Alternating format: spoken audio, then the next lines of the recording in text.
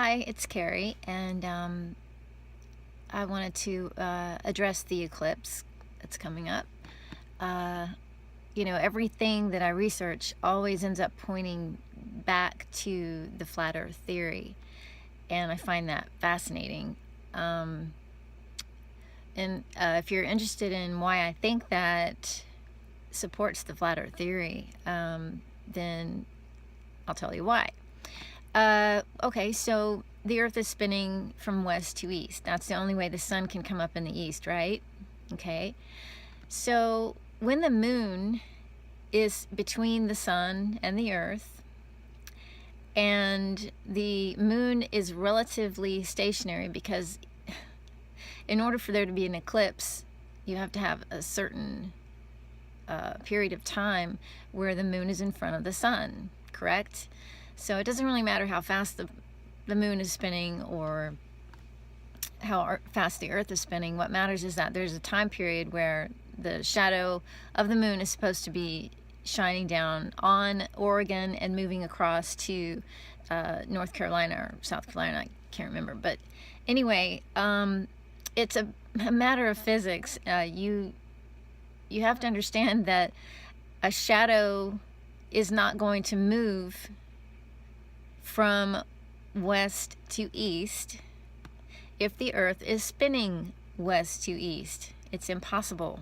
It doesn't matter how fast the moon is moving. And the only way that the shadow can move from west to east is if the sun is much closer and the sun is above the moon or some spherical object casting a shadow onto the earth's surface. And I did the experiment for myself. I showed how when you shine a flashlight onto a rock, onto a flat surface.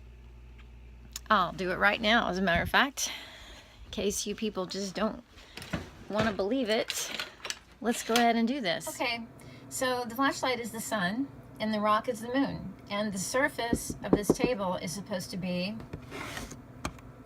America. Okay, let's say that this is Oregon up here, and over here is South Carolina, and supposedly we're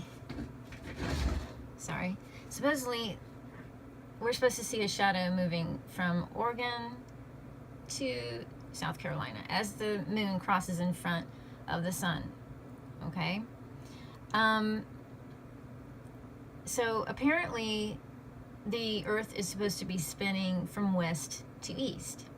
That's the only way that we can see the sunrise in the east in the morning. And supposedly the sun is stationary. So here's the moon, and for the sake of not being able to move the surface, I'm going to move the moon instead. And apparently the moon is supposed to be moving anyway, so here's what happens when you move the moon.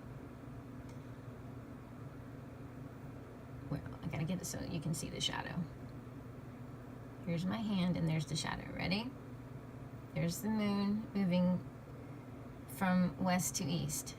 Okay? Now imagine that the earth is spinning west to east. That would make the shadow of the earth, if it was moving west to east, go that way, okay? If it's moving west to east, the shadow goes this way, not this way.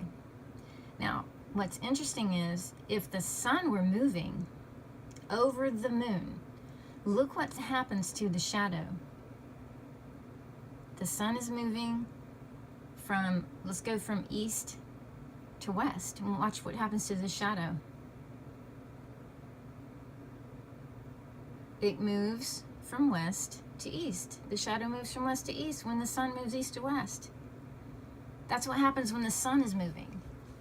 So what that does is that literally shows you how the, okay, I'm over here now. It literally shows you how a close light source that is moving will cast a shadow that moves in the opposite direction.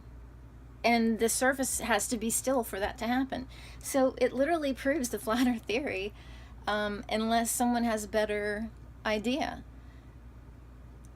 You can't cast a shadow on the earth simply by the sun or the moon moving in front between the sun and the earth from east to west or west to east, either way. If the earth is spinning from west to east, it's physically impossible. And that's all for now. Good luck figuring that one out.